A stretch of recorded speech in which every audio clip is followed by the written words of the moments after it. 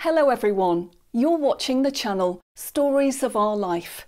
Friends, make yourselves comfortable. I wish you to truly enjoy listening to this life story. They say that wives are the last to find out about their husband's affairs. That's exactly what happened to Mabel. She found out about the mistress last. When Kevin said he was leaving her, she didn't immediately understand where, why, and for what reason he was leaving. "I'm leaving you, Mabel. The kids have grown up, they don't need me anymore, so there's no point in tolerating each other," Kevin said like that. But did she tolerate him? Mabel loves her husband. Maybe not with the passionate love shown in TV shows, but she loved him with care and attention. Mabel listened to him at the table while serving dinner and always supported him, even when he was wrong. Didn't he see how much she loved him? So why is Kevin leaving now when Mabel is 49 years old? What is he missing in the family? Mabel is a wonderful homemaker, her house is always clean, and delicious food is prepared. She has also taught her daughters to maintain a cozy home. True, Tyler, the youngest son, is lazy, but he's just a boy, these things happen with them. "Kevin, where are you going?" "Your home is here," Mabel said to her husband. She didn't clarify whether he was leaving for someone else or just leaving her. She didn't want to know about it. She wanted to give a chance to both herself and Kevin to leave everything as it is. And when he says that he's leaving for another woman and even mentions her name, then the chances will diminish by many times. "Mabel, I have somewhere to go. I pretended my whole life for the sake of our children. I pretended, but now I don't want to. I don't love you, and I never did. You know yourself that we got married because of your pregnancy." Kevin didn't spare her and hurt her deeply with his words. So he decided definitively that he wouldn't stay in the family. "Why, Kevin? You could have waited for Tyler to return from the army, then leave. How can I tell him that you've left us? You know what such news can lead to when there's a weapon in their hands." "Shut up." Kevin suddenly burst out, "Are you going to blackmail me with our son? Stop lecturing me. I'm tired of your moralizing. Teach your students at school, but leave me alone. You're confusing school and home, darling. I'm not your student. I wanted to leave tomorrow, but I'll leave today. I can't stand seeing you." Mabel walked up to the window and looked into the distance at the treetops. She stood there and watched. It was easier for her to hold back the tears that welled up and tried to choke Mabel's pride. She always did this. Trees always saved her from humiliating tears, but not today. Kevin paced around the apartment, packing his things. Unconsciously, Mabel started helping Kevin. She took out his clothes from the closet and neatly folded them. When she did something with meticulous perfection, her thoughts organized themselves, and she could analyze what was happening. She considered it the storeroom of her mathematical thinking, as she taught this subject at school. Mathematics loves order and precision, and Mabel needed it now more than ever. Kevin snatched the neatly folded clothes from her hands and forcefully stuffed them into his travel bag. "This is where you reveal your true self, cold and calculating mathematician," her husband reproached her. "I'm leaving, and you neatly pack my shirts. Any other woman would have already caused a scene and begged me to stay. Your composure suffocates me." "Kevin, what good would it do if I started a tantrum? Would it make you stay?" "No, it wouldn't," Kevin replied. "But I would feel guilty towards you. As it is, I'm leaving you with pleasure and a light heart. And why don't you ask where I'm going and who I'm going to?" "What's there to ask? It's already clear. You've decided to leave, so go," Mabel said, hoping Kevin would remain silent. To be honest, Mabel had already received enough unpleasant news in one day. But Kevin didn't stay silent. "I'm leaving you for Pamela," Kevin said and smirked maliciously. Mabel thought it was a cruel joke. She blinked her eyes in confusion. Some chaos in her mind mixed and tried to come out, causing excruciating headaches. "Why are you staring like a frozen fish?" "Yes, I'm going to Pamela," Kevin said, picked up the bags with the packages, and left the house. Mabel wanted to shout after him, "What about Pamela's husband, Louis? Where will you put him?" As if she cared. But she didn't shout anything to anyone. There was no one to shout to. The children would return from the university in the evening. That's what Mabel needed to think about. She had to think about how to explain to her daughters where their father had gone. But she had to tell the truth. They were already adults. Tina would finish her studies this year, and Edna would graduate from university in 2 years. Mabel didn't want to humiliate their father in the eyes of her daughters. They loved him, and Kevin loved them. There was only one problem. As he left, Kevin didn't even mention the girls or tell Mabel how she should handle the situation with the daughters. He left, as it seemed to her, with ease. And she had to bear all the consequences herself. "Daddy won't be in our lives anymore," Mabel said softly. "He left for another woman." For now, she decided not to tell the girls that he went to Pamela, Tina's godmother. Her daughters looked at her in shock, as if she had announced their father's death. "No, girls, my dears, Daddy loves you. Of course, he will still communicate with you. That's how life goes. But I ask you not to mention it to Tyler. Let him serve in the army without any disturbance. He already has it hard there." "Okay, we won't tell Tyler," Tina promised. "Mom, don't be too upset. Maybe he'll change his mind and come back to us. That also happens." Mabel couldn't hold back the tears, and they began to flow freely. "Forgive me, children," Mabel cried. "Forgive me for not being able to hold on to your father." "Oh, Mom, what are you saying?" Edna hugged her mother. "He's the traitor, and you blame yourself? Don't cry, Mommy." Tina gently stroked her mother's head and said, "Mom, do you know where he went? I'll go to him tomorrow and talk." "No, I don't know," Mabel lied. "There's no need to go anywhere." Mabel sat on the bed, wiped her tear-swollen face with a handkerchief, and said, "He's a grown man, and I hope he knows what he's doing." When the daughters fell asleep, Mabel went to her bedroom. It would be the first time she would sleep without Kevin. Of course, when he was on business trips, she slept alone, but it was a different feeling. She knew he was working, that he would return. She was waiting for him. Mabel caressed Kevin's pillow, then buried her face in it. The pillow smelled like her husband. Mabel embraced the pillow as if she were hugging her husband and started crying again. She cried for a long time until suddenly anger overwhelmed her. She nervously started removing the pillowcase from her husband's pillow, and then she stripped the entire bedding from the bed and replaced it with clean sheets. I hate him," Mabel whispered as she made the bed with fresh linen. Her heart told her the opposite. It loved Kevin even more than before. Hatred and love intertwined in Mabel's soul. She couldn't fall asleep for a long time, analyzing how it happened that her Kevin was lured away by that chubby Pamela. What did she have that Mabel didn't? Maybe it's just an infatuation? Mabel comforted herself. At this age, men want to feel like men, and Pamela happened to be there. Perhaps Kevin will compare Mabel and Pamela and realize that Pamela falls short as a wife. After all, a lover is one thing, and a wife is something completely different. And then? What then? Will she forgive this affair? Right now, they're probably indulging in love with Pamela, and Mabel has cried her eyes out. Will she forgive all of this? Falling asleep, Mabel decided that if Kevin returned to her, she would forgive him. Mabel could see that Pamela was a beautiful woman. She had unusual eyes, almond-shaped, with a mischievous squint. The color of her eyes was such that the pupils got lost, making her eyes look unreal. And when Pamela drank alcohol, it seemed that sparks lit up in her eyes. She had plump, juicy lips. Pamela dressed brightly. She wore necklaces, earrings, and bracelets. It must be admitted, it all suited her. And what about Mabel? In short, she was a teacher. She didn't wear any makeup except for lipstick.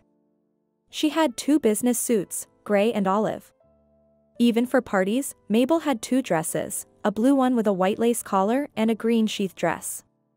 Mabel's appearance was ordinary, not a beauty, but not ugly either. However, her figure was statuesque, long legs and beautiful arms, and her hair was magnificent, which she braided in a crown around her head.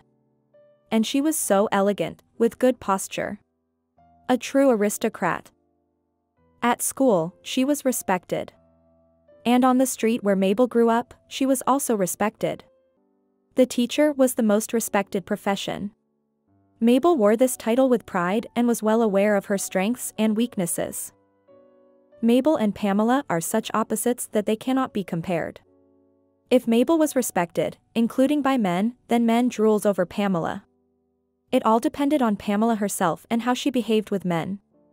She treated everyone the same in their company, joked, laughed, and supported their jokes, but nothing more. Once, Mabel thought she saw her husband embracing Pamela. It was her cousin's birthday celebration. The men went outside to smoke in the yard, and Pamela was the only woman smoking. Mabel's husband got quite drunk that evening, and she was spying on him. She called him to go home, but he wanted to continue having fun. All the smokers went inside the house, except Pamela and her husband. Mabel went to check if her husband had fallen asleep somewhere in the yard. They were standing in the shadow of the trees. When Mabel approached them, she heard as if Pamela pushed Kevin away from her. "I'm drunk," Kevin said, seeing Mabel. "I stumbled. It's good that Pamela held me." "Mabel, let's go home, I'm not in a state to continue." It was then that Mabel understood that they had embraced. At that moment, no doubts crept into her mind. After classes, Mabel decided to visit Kevin's sister, talk, and seek advice on what to do, how to live further. Perhaps the sister would influence her brother, and he would reconsider and return to the family. "He left after all," his sister said, listening to Mabel. "He struggled, and broke free." "What do you mean struggled?" Mabel didn't understand. "Yes, ever since he found out about this girl, from the very first days, he wanted to leave for her. Our late mother restrained him. She said that if he left for Pamela, she would no longer consider him her son. She said that you are a rare woman. And there are plenty of women like Pamela. What else did he need? A wonderful family, smart children. Ugh. He's just a driver, he's not even worth your little finger, Mabel. Kevin loved our mother very much, so he held back from leaving for Pamela, afraid that mother would disown him. Our mother had such a strict character, you know. So, Mabel, I'm not here to help you. He won't come back, so don't call him." "But I hoped that maybe he had a temporary madness and he would come to his senses," Mabel said sadly. "He won't come back. He's with her for life. Mabel, to prevent you from getting your hopes up and to get over it once and for all, I'll tell you the truth. He didn't want to marry you. But you got pregnant, and back then, Mother asked if Kevin was your first." Hearing a positive answer, Mom started praising you for saving yourself and being serious with other men. She wouldn't let Kevin scatter grandchildren around. That's how Kevin married you, by Mom's order. But when he met Pamela, he got attached to her. So, Mabel, forget about them. Mom is no longer here, there's no one to restrain Kevin. Mabel didn't want to go home. Everything there reminded her of Kevin. Life had been lived. Her best years were spent alongside Kevin. She caught herself thinking, the best years were spent alongside Kevin, not together, but alongside, as if they were neighbors. Perhaps that's what it was, and she nourished herself with the illusion of having a real family. It turned out that her husband's heart wasn't with her and their children, but with Pamela. How did this woman infiltrate their family? Pamela was the friend of Mabel's cousin. Mabel and Kevin met Pamela and her husband Louis when they were invited for Christmas. Mabel felt like an unfulfilled woman. Yes, she was respected as a person, as a teacher, but no man loved her. Throughout her life, not a single man not only fell in love with her but even became interested in her. In the 10th grade, Mabel fell in love with a classmate, but it was an unrequited, agonizing love. Then, when she entered the pedagogical institute, her studies consumed her. All feelings faded away. Mabel envied her classmates who went on dates, to dances. No one invited Mabel anywhere. her school friend got married right after school and moved to another city. Mabel was left orphaned without her. There were no romantic adventures in her youth. Everything changed when Kevin appeared. At that time, Mabel was already teaching mathematics in school. Mabel immediately liked Kevin. He worked as a long-haul truck driver. He was handsome and cheerful. For some reason, she liked his big hands. She was drawn to his strong hands. She desired for those strong hands to hold her, to caress her. She didn't care that she was a teacher and what people would say when they found out about her intimacy with Kevin.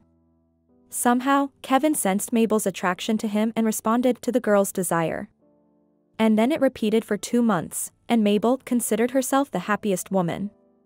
But what happened?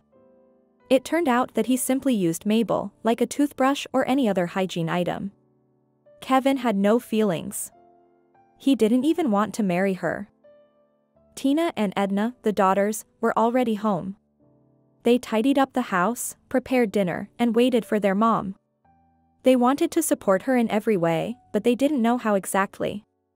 Mabel felt that her daughters pitied her. That's who loved her, her little girls. Would they face a similar fate of being unloved? My little women, she thought about her daughters, how sorry I am to release you into the cruel world of men. Unloved, the most hurtful word for a woman. Soon Tina is getting married after finishing college. How will her life turn out? Only God knows. In 3 months, she will receive her diploma, and her father has decided to pursue his own personal life. Mabel feels so ashamed in front of everyone. Mabel started avoiding neighbors and acquaintances so that they wouldn't ask about Kevin's departure, sympathize, give advice, or scold Kevin. That's not what Mabel wanted. So she began to avoid people. If she sees someone familiar approaching, she immediately crosses to the other side of the street. Mabel doesn't want people meddling in her life. Her own life, you could say, has been lived without love. Her heart aches more for her children than for herself. Tyler will return from the army in 7 months, and she will have to answer to her son for his father's actions. Tyler loves him, and his father is the most important person to him, even more important than Mabel. She was just glad to see such friendship and love between her son and father. Everything is so complicated.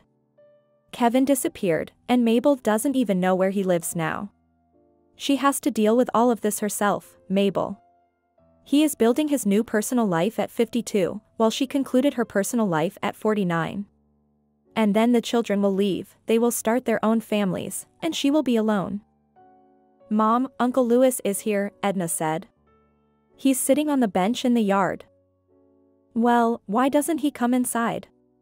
Mabel asked, surprised. He says you should come out to him. Hello, Louis, Mabel said and turned away. It was unusual to see a crying man. Hello, Louis replied, wiping his tears. How are we going to live, Mabel? Mabel remained silent.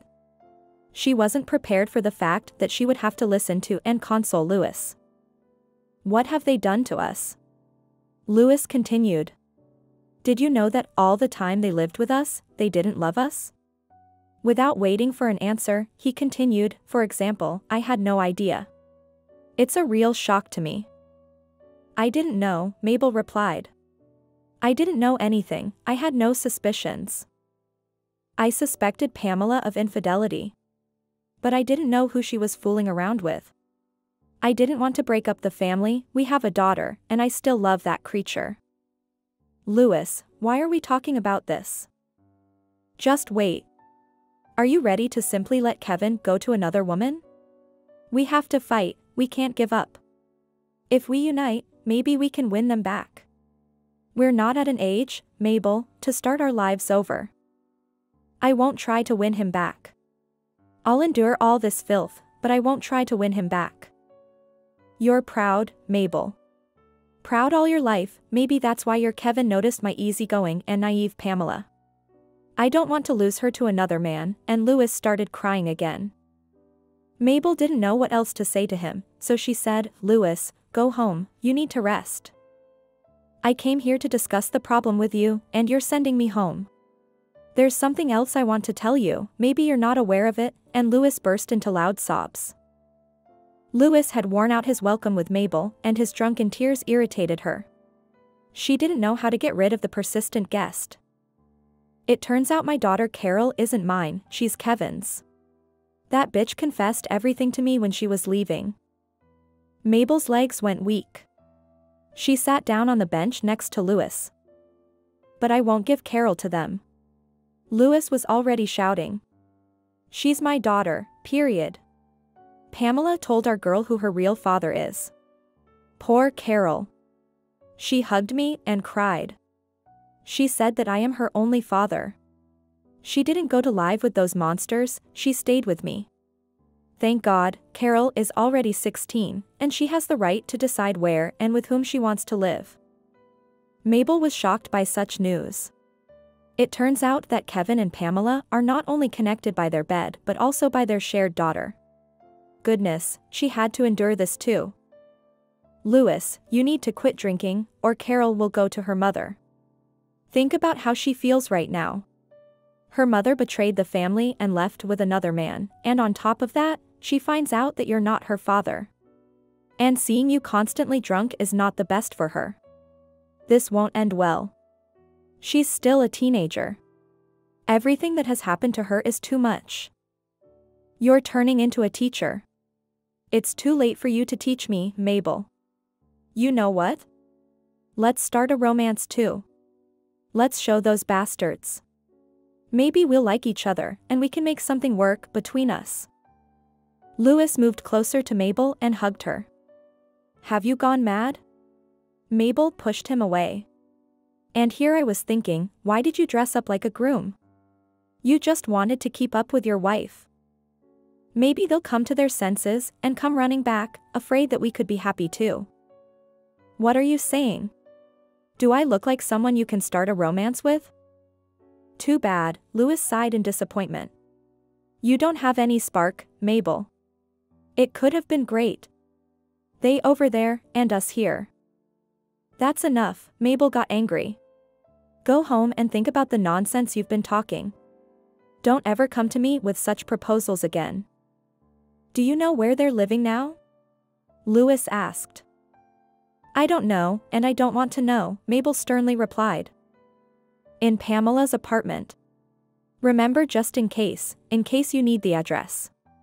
Maybe you'll want to pay them a visit. Louis smirked, stood up from the bench, and walked towards the exit of the courtyard. As he was leaving, he turned around and said, I wouldn't mind living with you, Mabel.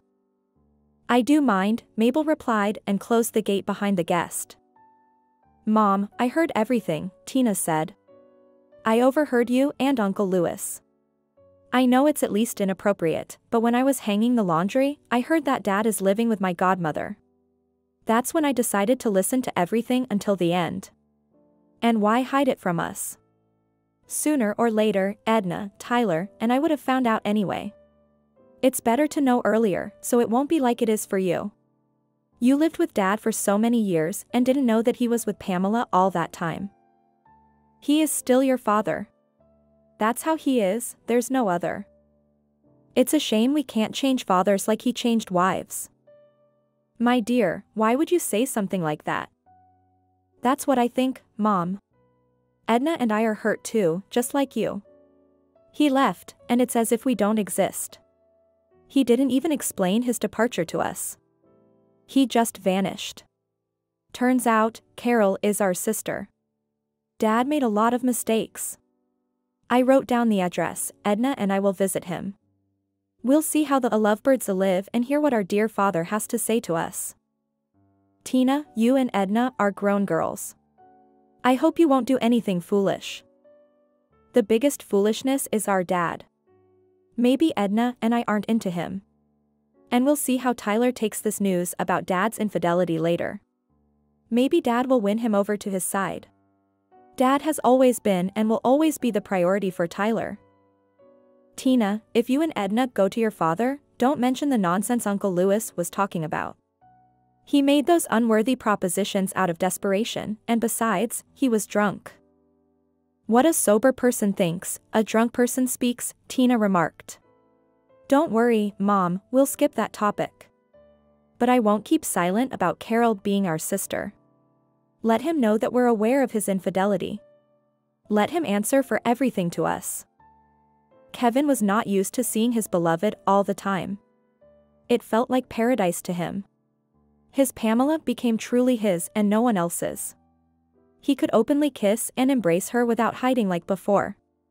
He could spend hours talking to her without rushing, as there was hardly any time for conversations when Pamela was busy with Louis, their daughter, their shared daughter. But amidst all this happiness, there was a problem. Kevin missed his daughters. He felt like a betrayer when it came to them. He was torn by conflicting feelings. He wanted to see Edna and Mabel, and at the same time, he was afraid to meet them. He avoided Mabel and didn't consider that his daughters and son were part of his wife Mabel, and they would be on their abandoned mother's side. And now, the more he postponed the meeting with his girls, the more he felt like a coward in front of them. But Carol, she was also his daughter, from the woman he loved, and Kevin didn't feel any pain for her. Why was that? Perhaps because Carol didn't consider him her father and saw Louis as her father instead? It turns out that the saying is true, a father is not the one who gives birth, but the one who raises.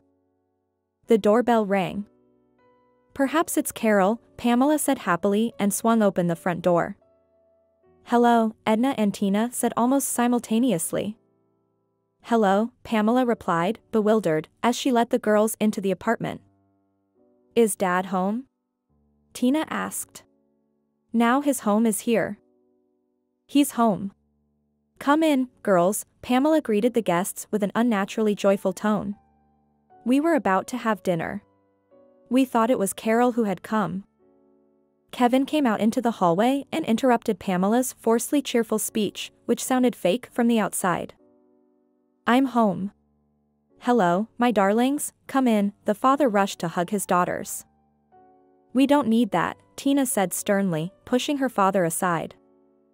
Edna stood there silently. She neither hugged her father nor pushed him away. She didn't know how to behave at all. We came to put an end to an unfinished affair, Tina smirked, taking a seat on the sofa in the living room. Edna sat next to her sister and held her hand. Tina squeezed her sister's trembling, cold hand, as if saying, don't be afraid, I'm with you, I'm your sister, and I'm here for you. I miss you, Kevin said. His eyes sparkled with hope that his daughters would understand and forgive him. How sweet, Tina replied. We suspected that our dear daddy would miss us, so we decided to pay him a visit. Our dear daddy forgot the way to his daughters.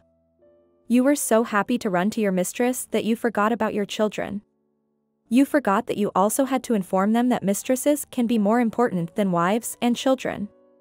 Well, we're not proud, we came here to congratulate our daddy and my godmother. Will our sister Carol come? It would be great to gather here as one big and happy family. Perhaps, Daddy, you have more children hidden somewhere? I wouldn't be surprised if that turned out to be the case. Be quiet, the father said sternly. You came into Pamela's house and insult her. If your mother heard this, she would be shocked. We wouldn't have come here if you, Daddy, had been able to explain your actions to us at home. We could have discussed everything as a family and settled matters there. That would have guaranteed that we wouldn't come here. But you didn't use your head, you used another part of your body. So, Daddy, listen to us, and let your beloved listen too. Edna cried and didn't let go of her sister's hand. No, please, Edna whispered softly. Tina, let's go home, please. Say thank you, Edna, that we're leaving so soon. And I wish you a happy and miserable life, Tina said angrily. As for me, I'm getting married, Daddy. So, I don't want you to be anywhere near me with your congratulations. Don't spoil my celebration. We want you to forget about our existence altogether. Live with your mistress. And you have Carol, if she even considers you her father. I hate you, Tina abruptly stood up and led Edna toward the exit. Edna, the father called out, do you hate me too? Hope could be seen in his eyes. Let's go, Edna, Tina tugged her sister's hand. Wait, Kevin said, blocking the path of his daughters. Let Edna answer for herself. Edna looked at her father with pain and disapproval. She didn't want to answer any questions, it hurt too much, and she just wanted to go home. Well, answer him, and then we'll go home. I can't bear to see them anymore, Tina said. Dad, I love you, but it hurts even more, Edna replied. I wish I could hate you instead. They left, and he heard Pamela reproaching him. This is the education from a teacher. Look at what kind of children teachers trust their own kids to. If teachers have such children, what can we say about how they educate their students? Pamela, don't make the situation worse. I'm already hurting, Kevin said. They argued. For the first time in all the time they had known each other, they had a fight, and it made Kevin feel miserable. Suddenly, he felt like a guest here and didn't know how to behave. Back with Mabel, when they had arguments, Kevin would go to the backyard and work on something. There was always work to be done in a private house, and Kevin would find it. When he returned to the house, he would wash up, Mabel would set the table, and the whole family would sit down to dinner. Everything would somehow smooth over, as if they hadn't fought at all. Mabel was not prone to holding grudges. But here, in the apartment, it was a confined space. Pamela was offended. Kevin tried to approach her with kisses and hugs, but she pushed him away. A week after the visit of Kevin's daughters, he came to his former family. No one was waiting for him or greeted him as before. Tina just looked at him and went to her room. Mabel responded to the greeting and continued preparing dinner without paying attention. Only Edna hugged her father and asked, Daddy, why did you come? If you need something, I put all your things and tools in one place. Let me show you. No need, Kevin said, sitting down on a chair and turning to Mabel. Mabel, I brought you money. You don't have to file for child support. While the girls are studying, I'll continue to provide money. Mabel remained silent. For her, this was even better, no need to run to courts and beg for money, even if it was through legal means. Kevin placed the money on the edge of the table and said, Tina told me that she's getting married. I will also give money for the wedding, although Tina forbade me from attending the ceremony. She doesn't want to see me, but she's still my daughter. So it turned out, Kevin. It's time to give away your daughters in marriage, while their father is getting married himself. How shameful. I don't know how I'll face the groom's parents when they ask about Tina's father, Mabel said. Nobody will ask you about him, Mom, Tina said, coming out of her room. I warned everyone that our father left us, so there won't be any awkward questions. Kevin longed, as before, to sit at the table with his daughters and Mabel, to have dinner and discuss their family matters. He didn't expect to miss this mundane aspect of life. However, he felt the longing and hesitated to leave. Mabel, does Tyler know about me? Kevin asked. No. He will find out when he returns from the army. Don't you dare tell him such joyful news, Mabel replied. No, of course not, Kevin answered. I actually wanted to ask you about that. He doesn't need to know for now. Kevin had nothing else to say. He needed to stand up and leave, but he sat there and couldn't find the strength to go. He had nowhere to go. Pamela had been upset for a week, not speaking to him and not seeking reconciliation. He wasn't used to this. For a whole week, he had felt like a stranger. Will you have dinner with us? Mabel offered, arranging the plates on the table. I would eat with you, Kevin replied. He longed for delicious homemade food. Pamela hadn't cooked anything during her week of anger, and he would scavenge the fridge and eat alone. He ate in such tension that each bite felt like a lump in his throat. Mabel could see that things weren't going smoothly between Kevin and Pamela, otherwise, he wouldn't be lingering here but would run to his beloved. However, she wouldn't pry into it. Neither upbringing nor pride would allow her to do so. But she felt sorry for Kevin. This is how we women are, feeling sorry for ourselves, Mabel thought. They don't feel sorry for us. They run wherever their desires take them, without thinking about wives or children, without any sympathy. but I feel sorry for him. We've spent so many years together, raising 3 adult children. It's impossible to erase all of that. Even Tina came to the table and no longer humiliated her father. They ate together as a family, discussing the girls' studies. Kevin asked about Tina's upcoming wedding plans. Surprisingly, Tina answered her father without any sarcasm or aggression. Dinner was finished, and Kevin turned to Mabel. Mabel, if there's anything that needs to be done around the house, just let me know. I'll come and take care of it.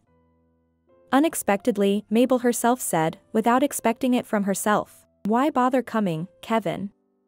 Don't leave, stay and take care of things. She said it so simply, and that was it. Her heart was pounding loudly. It seemed like everyone at the table could hear its beats.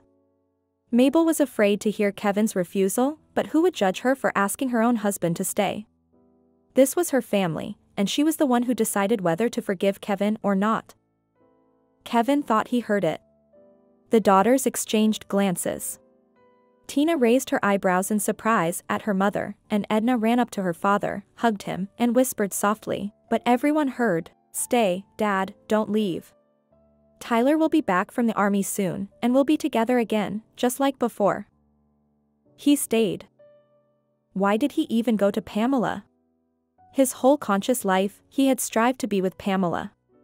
Maybe it was necessary to put an end to those relationships once and for all, to understand that his family was his children and Mabel, the modest math teacher, not the flashy, perpetually dissatisfied Pamela.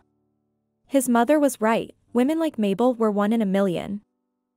Mabel should be happy that Kevin returned to the family, but she had no joy. It seemed like Mabel had forgiven Kevin, but betrayal couldn't be forgotten. Memory stubbornly brought Mabel back to those days of humiliation and hurt, reminding her that Kevin had never truly loved her. So now, did it mean he loved Mabel since he came back? Or did life with Pamela not turn out as he had dreamed? Mabel asked him to stay, and he stayed. But where was the certainty that he wouldn't resume his affair with Pamela? What if she called him, and he ran back to her again? Mabel's trust in Kevin was gone, and how could she trust someone who had betrayed her throughout their shared life? Mabel felt like everyone was discussing and judging her for forgiving Kevin, but what business was it of theirs? It was her life and her family.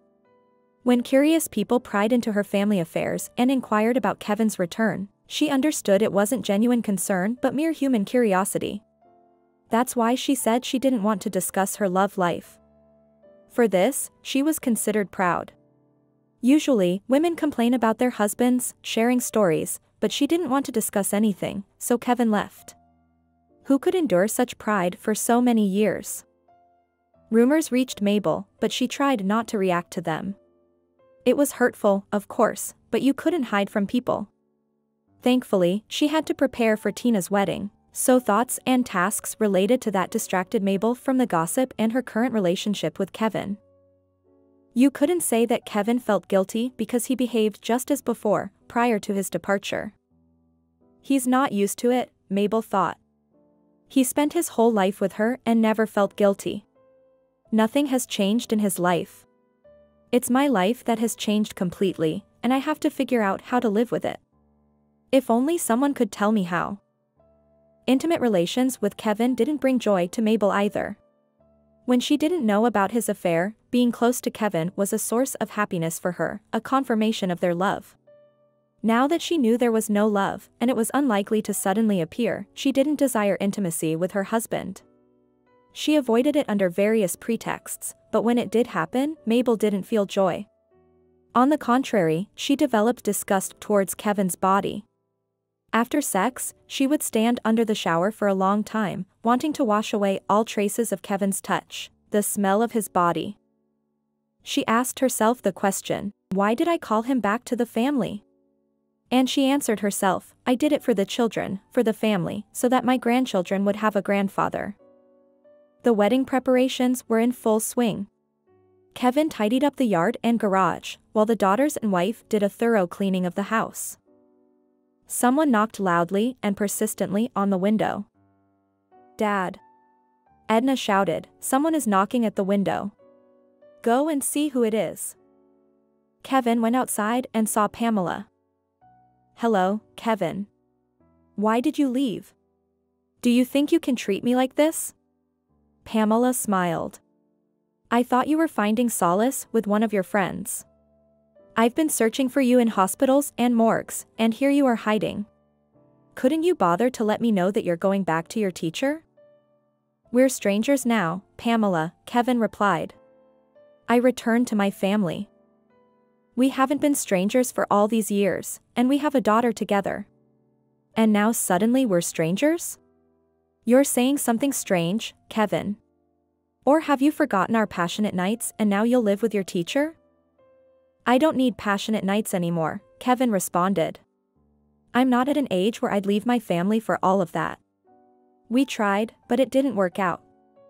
I can't live with you, Pamela. You have an unsuitable character for a family. So, we'll continue seeing each other in secret? We've been hiding for so many years, so come back. We just had a fight. It's not like you never had a fight with Mabel, your wife. Things happen in a family, but you can't live as a guest in it. That's the point, it's about family. But we're not a family, you and I, and we won't see each other anymore. Our time is over, Pamela." "Well, suit yourself." Pamela didn't finish her sentence as Edna rushed out onto the street and said, "Dad, who's here?" Seeing Pamela, Edna became flustered, took her father's hand, and said, "Let's go home, Dad. I'll talk to her and come back."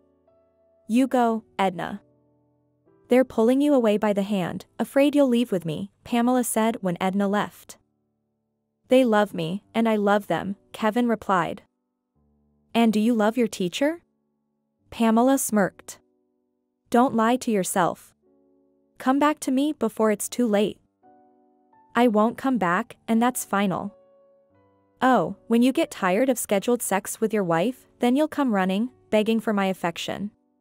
That's when I'll consider if I still need you or not. You know, I'm a passionate woman, I can't do without a man's touch, and there will be others to take your place." "Go back to Louis." "Oh, I forgot to ask you, where and with whom should I go back?" "What should I do with Louis?" "So, you won't come back? And is that your final word?" "No, I won't come back." "Will you come for your things?" "Yes, I'll collect my things." "Well, we've talked about everything." Kevin couldn't hear what Pamela was saying behind him. He disappeared behind the door and almost ran home. His throat felt dry from the unpleasant conversation with Pamela. He rushed into the kitchen to have a drink of water. Pamela came, he told Mabel, who was standing by the stove. She was worried about where I was and what was happening to me. She asked if I would come for my things or not. Mabel remained silent. "Why are you silent, Mabel?" "I heard you, Kevin. But what should I say to that?" "She invited me, but I told her that I won't go with her. Family is more important to me." "Okay," Mabel replied. "What do you mean, okay?" Kevin shouted. It was clear that he was nervous. "It's good that you understood that. Call the girls, we'll have dinner." Mabel didn't want to talk about Pamela or know what Kevin and Pamela said to each other. "I hope she won't come here anymore," Mabel said. "And without her visits, the neighbors keep gossiping about us. They've become annoying. She won't come anymore. I'll pick up my things tomorrow, and that'll be it." Pamela, smiling in a red dress, opened the door for Kevin. "Hi, I came for my things," Kevin said. "Well, come in." "Hi," Pamela replied. "You can gather your things yourself. I didn't pack them, I thought maybe you'd change your mind about living with Mabel and come back to me." Kevin silently walked into the room, opened the wardrobe, and began throwing his belongings onto the couch. Pamela approached him from behind and embraced him. He felt her firm breasts pressing against his back. The scent of her perfume and her body enticed Kevin. He turned to her, intending to push her away, resist temptation, and uphold the promise he made to his wife. But he couldn't. When he saw her unreal, alluring eyes, plump, juicy lips, and the blue vein pulsating on her neck, indicating the heat coursing through Pamela's veins, he couldn't resist. He kissed that vein that aroused him so much, her neck, her greedy lips, and forgot about everything.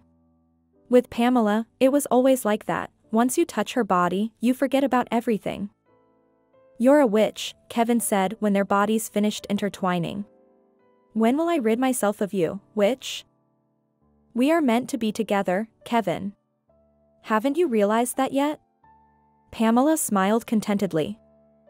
"I don't want to tie my life to you. I understand that we can't have a future together as a family. But when I see you and smell the scent of your body, the world around me crumbles. I can't control my thoughts or my body. You're like an incurable disease that I'm trying to cure, but to no avail. You'll ruin my life, Pamela. Stay away from me, keep your distance. Maybe then I'll heal from you," Kevin pleaded. Pamela laughed at Kevin's request and replied, "I won't cross your path. I promise. You'll come running to me on your own." "Did you enchant me?" Kevin joked. "Kevin, that's funny. Why would I need to enchant men? I have no shortage of suitors," Pamela said dismissively. The table was set, and everyone in the house was expecting guests. Mabel was nervous. It was a momentous occasion for their family. "Don't worry, Mabel," Kevin reassured her. He embraced her and whispered in her ear, "I'm with you, we're together. Calm down, everything will be fine." Mabel truly felt her husband's support. At that moment, she didn't regret taking Kevin back. She felt the strength of his presence, a solid shoulder to lean on. But on the day he brought his things back, Mabel felt that something was off about him. It seemed like he avoided her gaze and didn't want to meet her eyes. Could it be that he broke his promise and had been intimate with Pamela again? Before, Mabel didn't pay much attention and trusted her husband. Now she found it suspicious that Kevin didn't want to have dinner.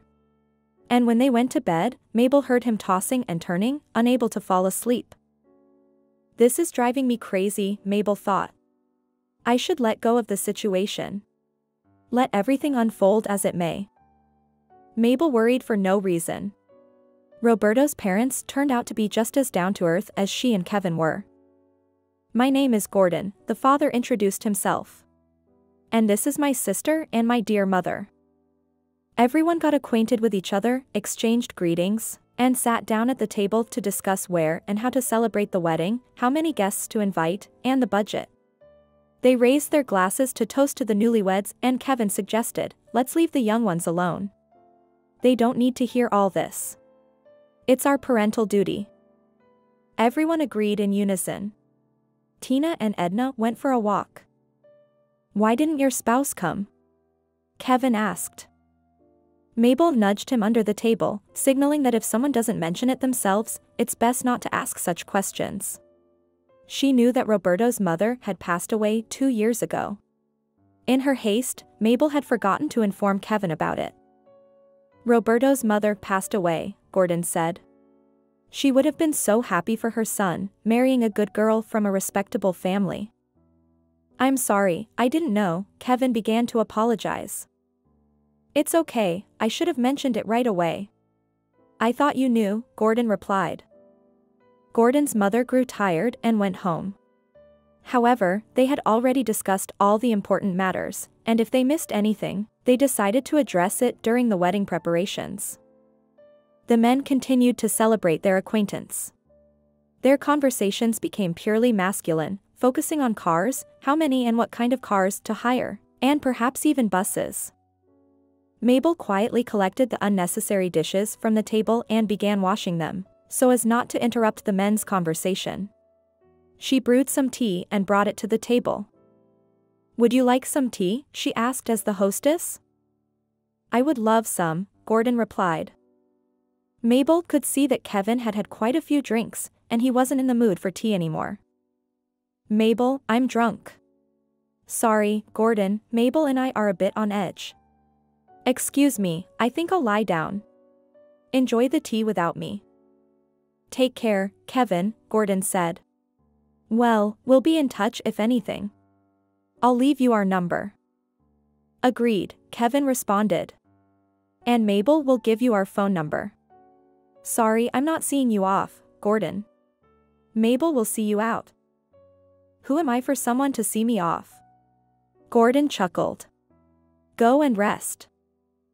Mabel and Gordon drank tea and talked about their children, upcoming events, and where the kids ended up after college. They seemed to have covered everything, had multiple cups of tea, and Mabel walked Gordon out. Roberto warned me not to ask about Tina's father, Gordon suddenly said. He told me that he left you for another woman. Or is Kevin not Tina's father? Mabel didn't want to talk about it. Sorry. Sorry for the tactless question, Gordon tried to amend. It's okay, Mabel said. Now that we're relatives, there's nothing to hide. Kevin is the father of all 3 of my children. Yes, he left us, and I asked him to come back. And here he is. Our daughters are not married yet, and I wanted their father to be there for such an important event. Did you forgive him? Gordon asked. Mabel hadn't told anyone anything before, and now she poured out her heart. I don't know. To forgive means to forget everything, and I can't forget. Maybe not enough time has passed, they say time heals everything. And Mabel told him how Kevin had cheated on her with Pamela throughout their life together and had left her for her. Perhaps time does heal, Gordon said, but memory is stronger than time. It's impossible to erase what has already happened from it. I think you're right. You took Kevin back because of the children, didn't you? Sorry, of course. I can see that you're a worthy woman, and people like you shouldn't be left behind. People leave for all sorts of reasons. I'm not an exception. Mabel looked at Gordon in a way that conveyed the pain of this conversation without words. I'm sorry for intruding into your personal life, Mabel. I think it's time for me to go. You know, they say that when you speak to a stranger, it becomes easier. I haven't told anyone anything, kept everything to myself. There wasn't anyone around with whom I could share my feelings and experiences. But telling everyone indiscriminately leads to gossip. Yet here I am, telling you, and I don't even know why. Maybe I'm doing it to lighten my soul, or perhaps to seek advice.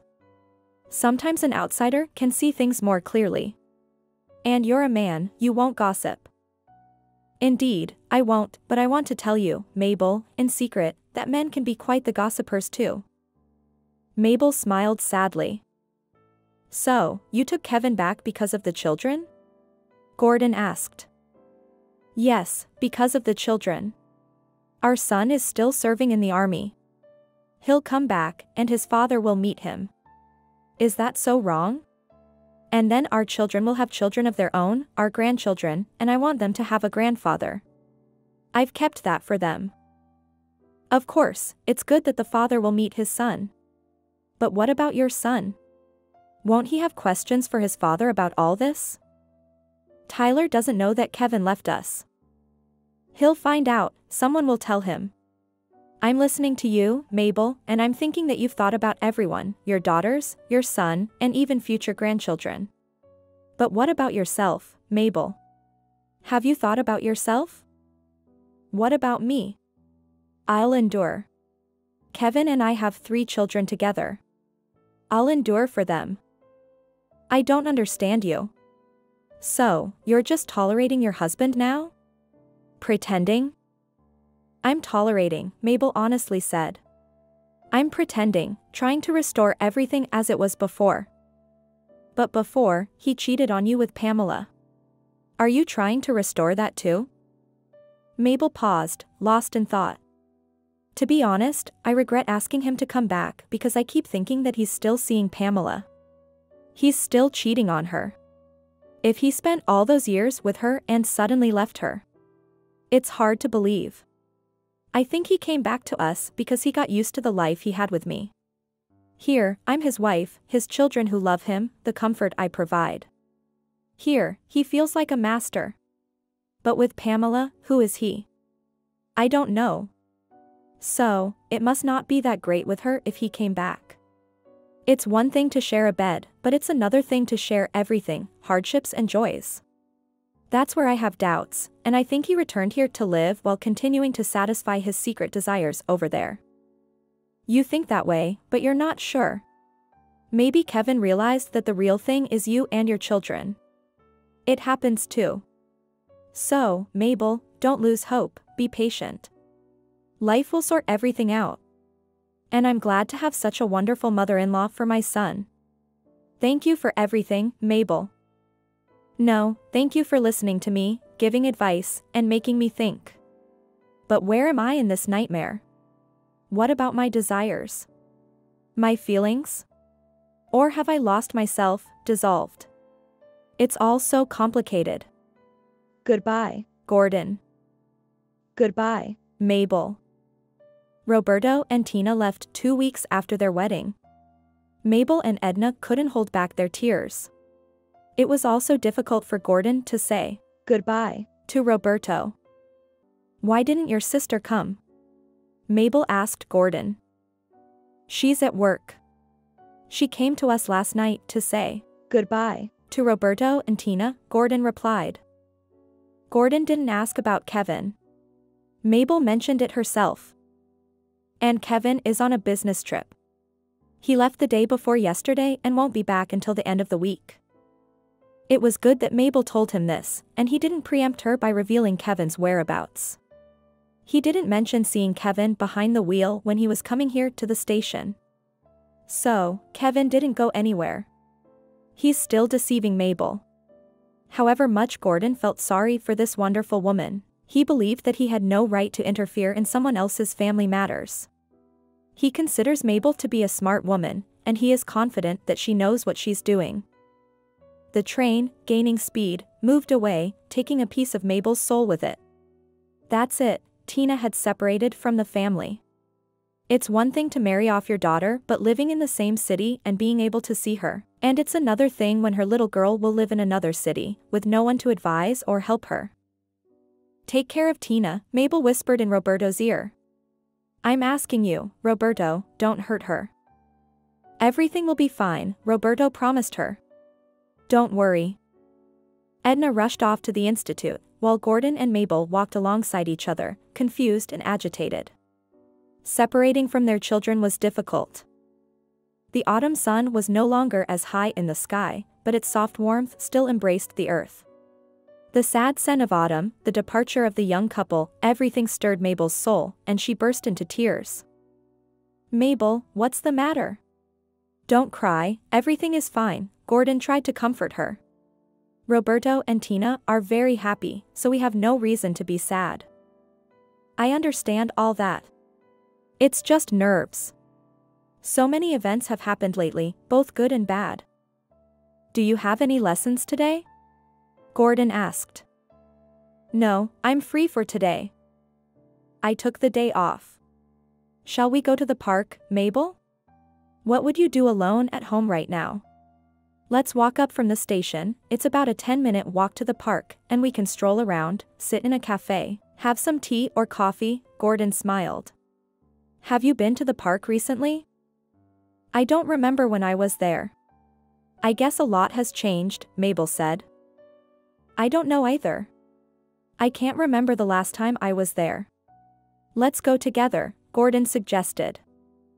They sat on the terrace of a summer cafe, sipping tea with indulgent pastries. Gordon looked into Mabel's intelligent eyes, reddened from tears, at the lips she nervously bit and the slightly trembling hands. Nervousness was evident in every movement of this woman. He liked her, he pitied her. He wanted to embrace her, to reassure her and make her understand that she deserved love and attention. She deserved everything she had never had. He could have given her all that, but he didn't dare cross the line that stood between them. Mabel returned home closer to the evening. Edna came back from school right after her. Mabel always felt like the youth didn't walk but ran. Was she once the same, moving around with a run or a skip? When Mabel wasn't alone in the house, she didn't feel as lonely. Soon Tyler would return from service, and new responsibilities, new experiences would begin. Mabel understood that things were not going well with Kevin. They were simply living side by side, like neighbors. Their closeness had dwindled almost to nothing. And this closeness was burdensome for Mabel. She realized that Kevin fulfilled his sexual needs elsewhere, most likely with Pamela. It hurt so much. But the pain was not as sharp as when Kevin declared that he had never loved her. The pain had dulled, and she could endure it and live with it. There were occasional flare-ups, of course, when Mabel clearly saw Kevin boldly lying to her. But she reminded herself that she was living with him for the sake of the children and found solace in that. Why the tears again, Mabel? Kevin noticed the printed letter on the table and grew concerned. Has something happened? Tyler sent this letter, Mabel sobbed. Our Tyler got married to a woman with a child, and he won't be coming back to us. That's it. Tyler has separated from us. Edna is getting married to her military man, and he'll finish his academy next year. Our Edna will leave with her husband. It will be just you and me, Kevin. And why are you crying? What did you expect? We raised the children not for ourselves, each of them has their own life, Kevin replied. I understand. I thought someone would be there with us. Grandchildren. Mabel interrupted her speech and was horrified by the thought that soon she would be alone with Kevin, or rather, just alone. She called him here for the sake of the children. But now the children had their own lives, and Kevin had his own life. And she, Mabel, was alone again. She cried even harder. Go ahead and cry, Kevin said. You're no stranger to shedding tears. I'm tired of all this. He waved his hand dismissively at his wife and walked out into the yard. The man left and didn't return until the evening of the following day. Kevin, do I look like a fool? Mabel asked. Why are you saying that? Kevin was surprised. Because I am a fool. That's why I'm trying to forgive you and live with you. I can see that your affair with Pamela continues. You still live with her under the guise of business trips. And yesterday, you disappeared so suddenly. What am I supposed to do with you here? Watch you shed tears? I'm seeing Pamela, but I'm not leaving the family. What more do you want? You're not great in bed, and I'm a man, I need affection, Kevin said. Mabel listened to her husband's audacious speech and wondered how she had stooped to such humiliation. How had she allowed herself to be treated like this? All this vileness was happening with her silent consent. Kevin, go to your Pamela, leave forever. My patience has run out. I don't want to tolerate it anymore, I don't want to see you. There's nothing connecting us except the children. The children have grown up, they have their own lives. I have no reason to tolerate your behavior. I'll even pack your things, just leave, Mabel said. But how will we divide the house? Kevin asked. Well, this is my parents' house. I will file for divorce, Mabel replied. According to the law, I'm entitled to half of the house, Kevin stated. According to the law, yes. But what about conscience? Mabel questioned. I have also invested in it, Kevin defended himself. Kevin, remember that the house will belong to our children. Be a man, Mabel insisted. Fine, I'll sign my share over to Tyler. And I'll do it only if he treats me as a proper son, Kevin said. Are you planning to manipulate our son with the house? Mabel asked. That's it, divorce it is. Enough arguing, Kevin concluded. Merry Christmas, Mabel. Mabel heard over the phone. Accept my congratulations and best wishes. I wish you all the best. Please convey my wishes to Kevin too. Thank you, Gordon, Mabel said sadly. Kevin is gone, there's no one to convey wishes to. He left for Pamela, we're getting a divorce. Edna left too, celebrating Christmas with her fiancé. This will be the first time I'll be alone. And I'm alone too. Listen, Mabel, what if we spend the holiday together? Everyone else has someone, why should we be any different? Gordon suggested. Well, come over, Gordon. I've prepared everything out of habit, but there's no one to treat, Mabel replied. I'll come. In Gordon's mind, the words, "I love you, Mabel," were spinning. But he couldn't express it over the phone. Tonight, on this Christmas night, he would definitely tell Mabel about his feelings and convince her that her life is her own, and no one else's. On Christmas night, no one should be alone.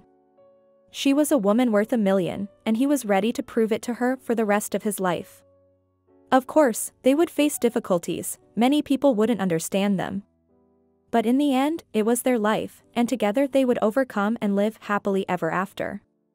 And if they were lucky, they would die on the same day because he didn't want to live without Mabel anymore. Mabel loved it when the land was covered with a fluffy blanket of snow for Christmas.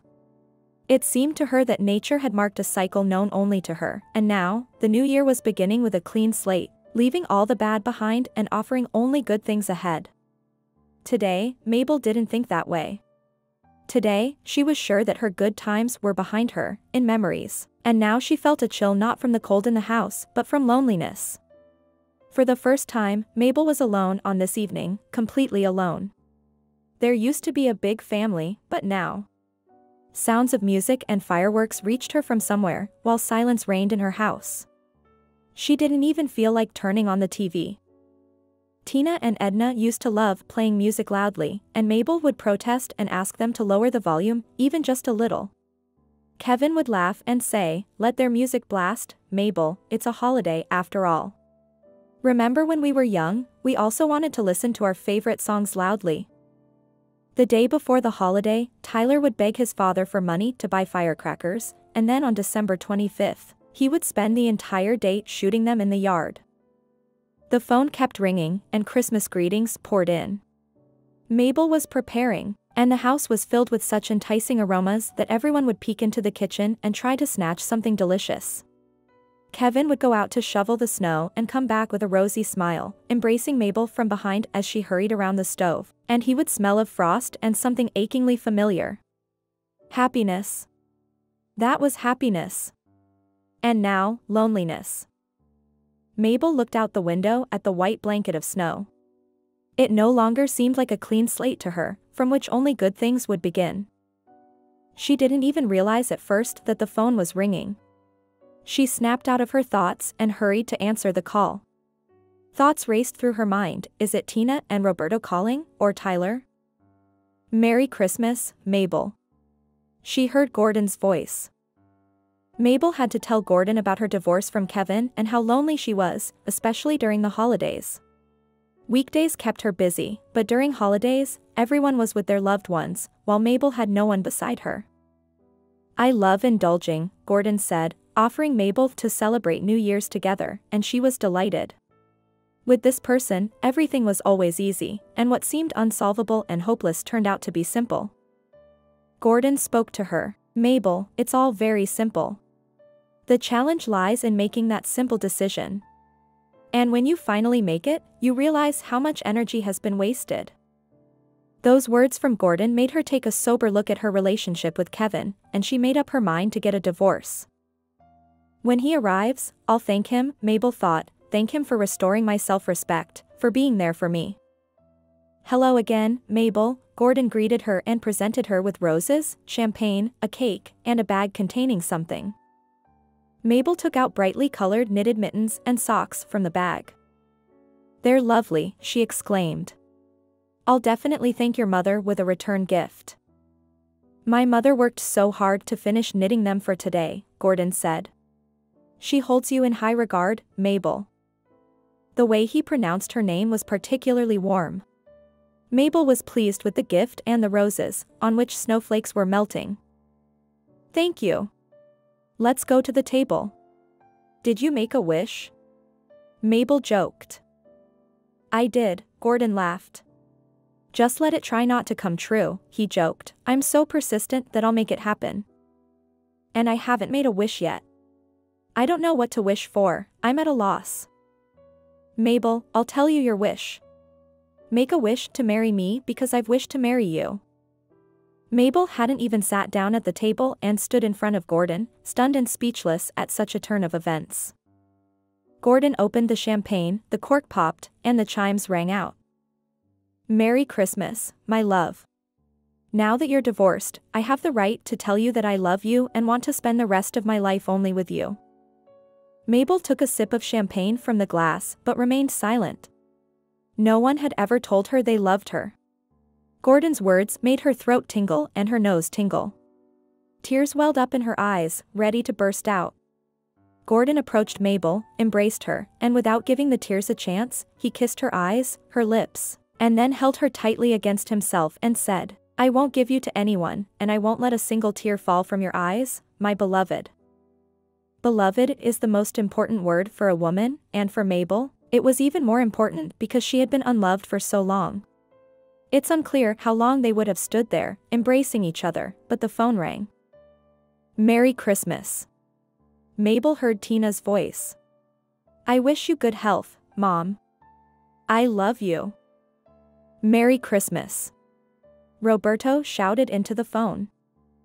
Apparently, Roberto snatched the phone from Tina and, after wishing his mother-in-law well, asked, "Excuse me, do you happen to know how my relatives are doing? I've been calling my dad, but he's not picking up, and I'm worried." "Your dad is here. We're celebrating the holiday together. I'll pass the phone to him." "Daddy, how did you end up at Tina's mom's place?" "I came to Mabel because I wanted to celebrate the holiday only with her." "What?" Gordon heard Roberto's surprised voice. "That's right," the father replied. "Dad, is it what I'm thinking right now?" "I don't know what you're thinking." "Well, that you and Mabel are together?" "I'm sure we'll be together because I plan to propose to Mabel today. Of course, my hand isn't as strong anymore, and my heart sometimes falters, playing tricks, but I love Mabel and I won't back down."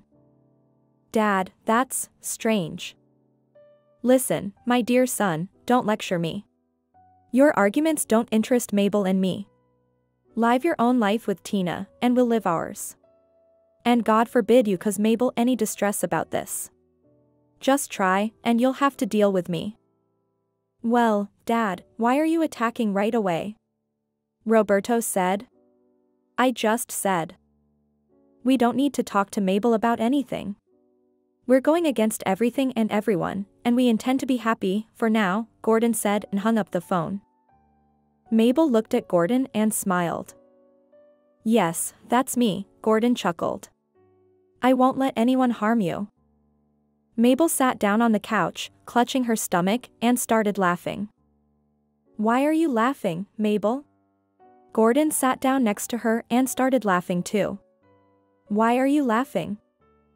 Finally, Mabel calmed down and, looking into Gordon's eyes, said, "I just realized how much I love you. Oh God, how much I love you."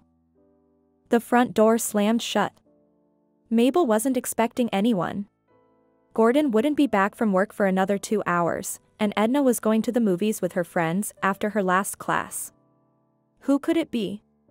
She peeked out the window. Kevin was walking along the snow-cleared path, and when he saw Mabel at the window, he smiled and waved at her. Mabel didn't show any signs of greeting. She moved away from the window and sat on a chair. What does he want, she wondered. Her heart was pounding anxiously, and her temples throbbed. She tried to compose herself and not get nervous, but it was futile. It had been less than a month since they divorced. It seemed like all loose ends were tied up, and he had taken all his belongings. Why was he here? "Hello, Mabel," her ex-husband greeted as if nothing had happened. It was as if he still lived there and had dropped by for lunch. "Well, I was passing by and wanted to visit our daughter." "You should have called first." "Don't start. We're not strangers, we can do without a call." "We are strangers, Kevin. We have children together." He approached Mabel, who was sitting on the chair, and squatted in front of her. "Or have you forgotten about that?" He tried to embrace her knees, but Mabel, staring directly at him, whispered, "Take your hands off." Kevin seemed taken aback. He moved away from Mabel and looked at her sideways, saying, "Don't be angry, Mabel. It's just a habit. I can't imagine that you're not my wife anymore. Will you at least feed me out of old habit? Is this a dining room? Go eat where you live. Or do you think that out of old habit, Whenever you feel like it, you'll come here. You won't. You're not welcome here. Don't interfere with my life. Contact and meet our daughter on neutral ground. Why are you like this, Mabel? Why are you so angry? I came here with good intentions. I thought you would feed me, and we could talk.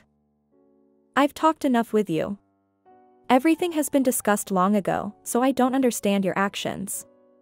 Either you say why you came, or get out of my house. She looked at Kevin's tired, unshaven face, at the stretched out, unwashed sweater he was wearing. The feeling of pity she once had for him didn't awaken in her this time, when she asked him to stay. Today, he was a stranger to her, someone who barged into her home without clear intentions. Mabel, please forgive me, Kevin began. I'm not happy about everything that happened either. You know what? I'm actually glad that you continued your affair with Pamela. I'm glad we broke up. You have no idea how much better off I am without you. And as for forgiveness, I forgave you once, but you didn't appreciate it. You probably thought that as long as you supposedly stayed in the family, you could see Pamela whenever you wanted, and I would turn a blind eye to it. You spent all those years with me and didn't know me. And you didn't even try to find out. You were satisfied with the domestic life with me while seeking love with her. Now you don't need to run to her anymore, live with her. Why do you need my forgiveness? Mabel, I'm miserable without you, without Edna. I'm miserable. And because of that, I should forgive you and... Let's start over. You'll see how different I'll be, you won't regret it. We've already started over. I forgave you once, and I regretted it. I won't make that mistake again. I called Tyler, asked him to help me get back to you. He promised to come. That's pointless. I'll be glad to see Tyler, but even he won't make me take you back. I'm getting married soon. You're trying to scare me off with that? Kevin smirked. Mabel, that's just funny. Who to? Kevin laughed, to some red-headed guy. You've made me laugh. I'm marrying a man who loves me, and whom I love. Mabel, it's not even funny. So many young and beautiful people around, and suddenly they love you. Did you make up this fairy tale for yourself? You know what I'll tell you. You're not stupid, so while I'm offering you to reunite and live together again, agree. I'm not asking twice. Get out, Mabel said quietly, get out of my house, out of my life. I like you even more when you're so defiant, Kevin teased. Kevin approached Mabel and hugged her. Mabel tried to push him away, but she didn't have the strength. She pushed, scratched, but he held her tighter. Oh wow, Kevin joked, you're like a wild cat. You're turning me on. Hey, back off. Kevin heard someone behind him. Amidst the noise and commotion with Mabel, he didn't hear Gordon enter the house. Don't interfere in the affairs of spouses, even if they're exes, Gordon calmly said and forcefully pushed Kevin away from Mabel. If I see you here again, don't be surprised. Don't get close to Mabel. You've lost this woman, it's better for you to forget her. Who are you, anyway? I'm her husband. Now, this is comedy. Kevin smirked. Who needs her? Mabel was crying. It hurt her to hear all of this. Oh, you bastard, don't you understand words? Do you only understand fists and strength? Gordon grabbed him and dragged him towards the exit. Let him put on his clothes, Mabel shouted after them. No need. Give me his jacket and shoes here, Gordon replied. Gordon dragged the half-naked, shoeless Kevin through the snow and threw him out the door along with his belongings. You won't leave here alive next time, Gordon said and closed the door. Kevin was getting dressed right at the gate of his ex-wife's house. The neighbor came out to shovel snow, saw the half-naked Kevin, and threw her hands up in surprise. Oh, why did he throw you out half-naked? You'll catch a cold in your manhood, and you won't be able to return to Mabel anymore. She's getting married. Kevin glared at the neighbor in anger. Now the old lady would tell the whole street how Gordon threw him out half-naked. He knew he shouldn't show up here again, everyone would know about this incident. It was a shame, of course, that he had lost Mabel.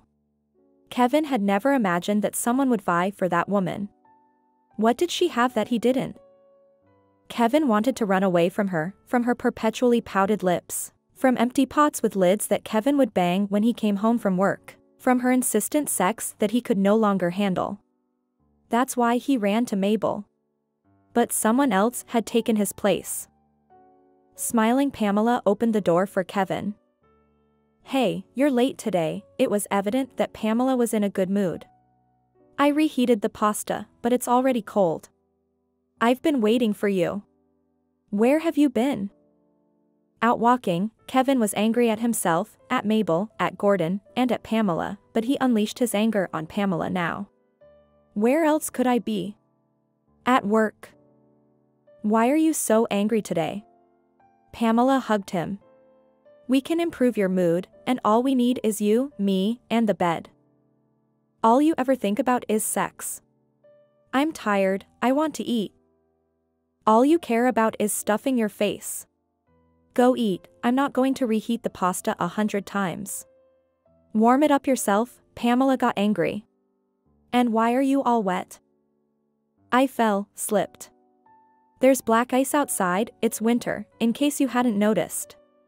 Give me clean socks." "Well, maybe you should take a shower first." "I want to eat, then I'll shower. My feet got soaked." "But why are your shoes full of holes?" "They're not." "Then why are your feet wet?" "It's freezing outside, I noticed. My lover's husband caught me, I had to run through the snow in my socks." "You have stupid jokes. But you used to like them before. Before, you were different, and now I can't expect any tenderness from you or a kind word. What happened to us? We wanted to be together. Our dream came true, but something's not working." Kevin pulled on clean socks and hardly listened to what Pamela was saying.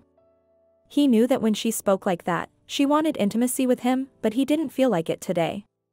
Not only was he tired from work, but there was also the awkward situation with Mabel.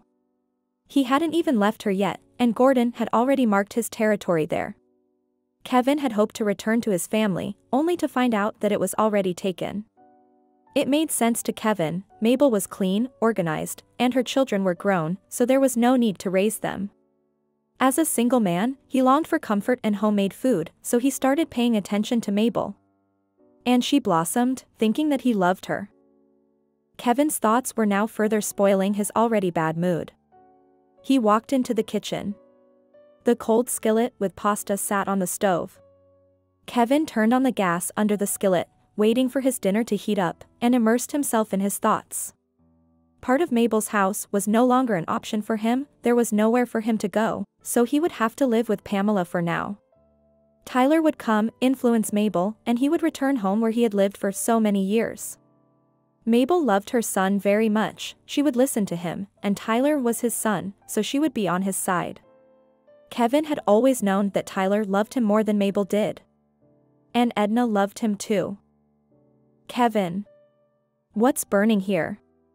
Pamela rushed into the kitchen. The skillet with pasta was smoking. Pamela grabbed it and threw it into the sink under running water. "It seems you've already had dinner," Pamela said. "What's going on with you today?" "Yes, I'm tired." "Can't you understand that I'm just tired? The food got burnt, well, damn it. It's been the 3rd day of having pasta. How much longer can I eat them? I work in the cold, I want a simple homemade soup with meat. Is it really that hard to cook that? I think I give you enough money for us to come home from work and eat proper homemade food." "Why are you yelling? I work too, I'm not just sitting at home. You're not the only one getting tired, I get tired too. But Mabel always has food prepared. And she even works from home, she checks notebooks, prepares for tomorrow's lessons. Well then, go to your precious Mabel. Why did you come running to me from such an exemplary wife?" "I was a fool." "Well, since you've become so clever, fix your own mistakes. Mabel will welcome you with open arms." Who needs her other than you? She's not a woman, just a gray moth. Pamela, you've inflated your peacock tail so much that only your beautiful tail is visible. And in your soul, there's nothing but anger and lust. There's emptiness behind it all. Don't think I'm a fool and don't understand that you're not getting any younger either. You're not in high demand by men anymore. So don't try to put on a performance for me. Control your temper. Oh, spare me the lectures. And don't compare me to Mabel. I don't compare you to Louis, do I? Why would I compare you to him? Louis completely went off the rails, not without our involvement. Do you think he didn't see how you came running to me? And he also found out that Carol isn't his daughter. Betrayal from all sides, anyone would drown in it. That's it. Enough arguing. Give me something to eat.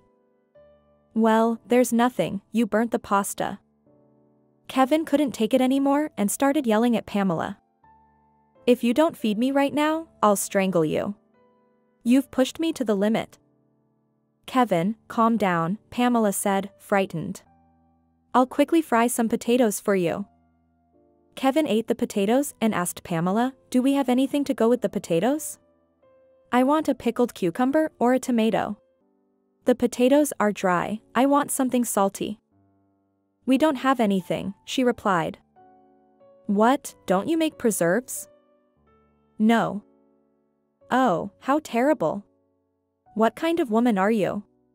There's no magic coming from your hands. Everything is haphazard.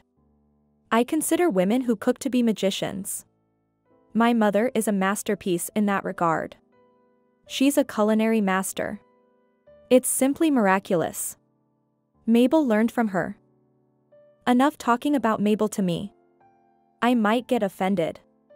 My hands aren't meant for cooking multi-course meals, they're meant for love, Pamela smiled. Stop getting offended. I've long understood that your hands and brains are only meant for that. Next time, at least salt some cabbage to go with the potatoes.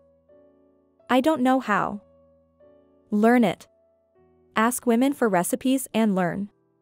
I don't hear what you said. Fine, I'll salt some cabbage for you. Tomorrow, I'll be busy with repairs. The car broke down. Prepare my repair items in advance. Start in the evening, I'll leave early so as not to wake you. Hurry up now. They're on the balcony. You brought them in last time and left them there, that's where they still are. Wait, you still haven't washed them? Kevin exclaimed. He couldn't get used to his careless partner's behavior. I'll bring them in from the balcony, they'll warm up by morning. So what? Yes, I didn't wash them. Why are you looking at me like that? You could have washed them yourself, I forgot about them. I'm looking at you, what am I supposed to do with you? I should give you a slap so that a bruise under your eye would remind you when you forget about things. Just try it. Just try it. I'll call the police. Pamela shrieked. Stop yelling, go and wash them, and hang them on the radiator. How can I wear them unwashed? Reluctantly, Pamela went to wash Kevin's clothes, and when she came to bed, he was fast asleep.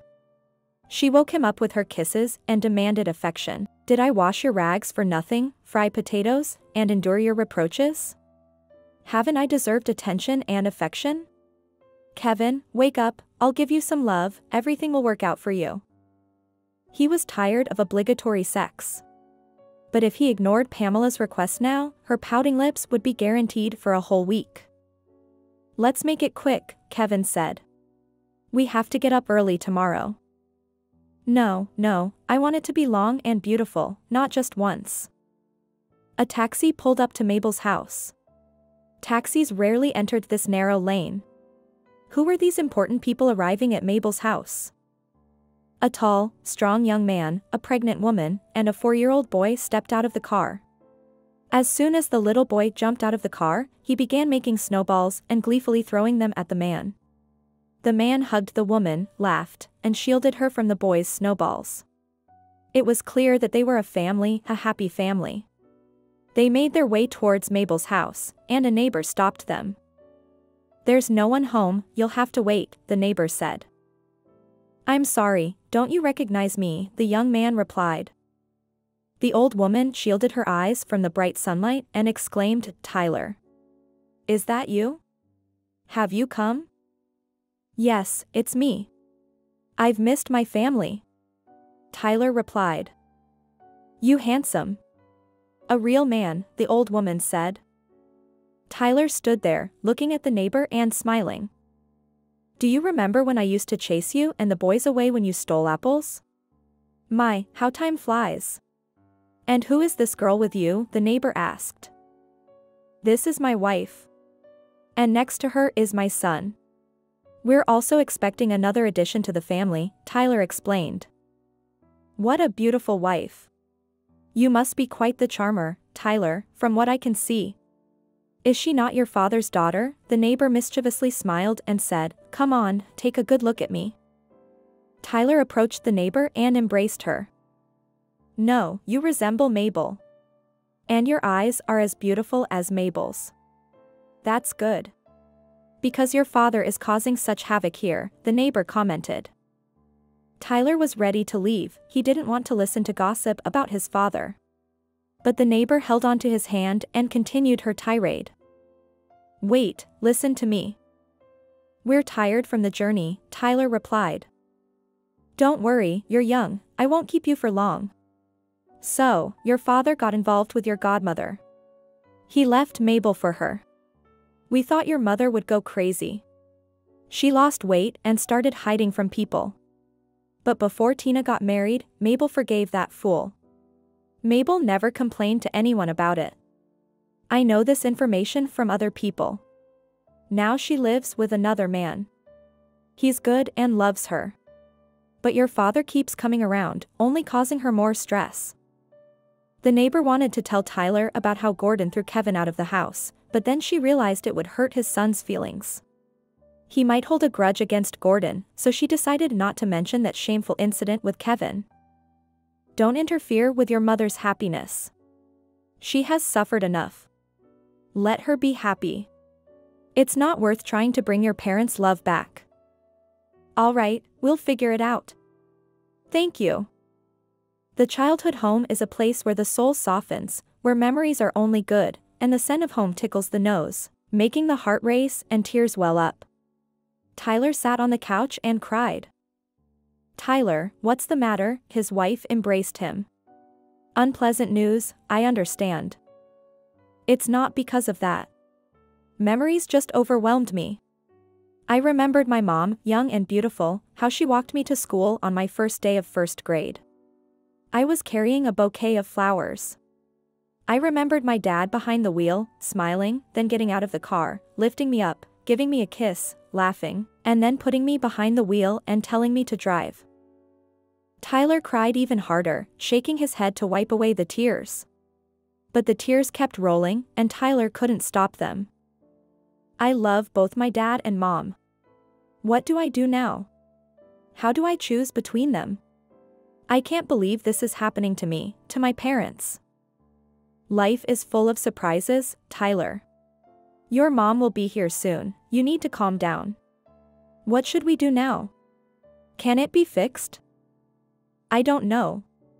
I don't want them to divorce. You know, I can't separate them in my heart. It hurts for both my dad and my mom. I feel sorry for both of them. Suddenly, their son approached. Don't cry, Dad, don't cry. Do you want me to give you my favorite toy car that Mom gave me as a gift? He said.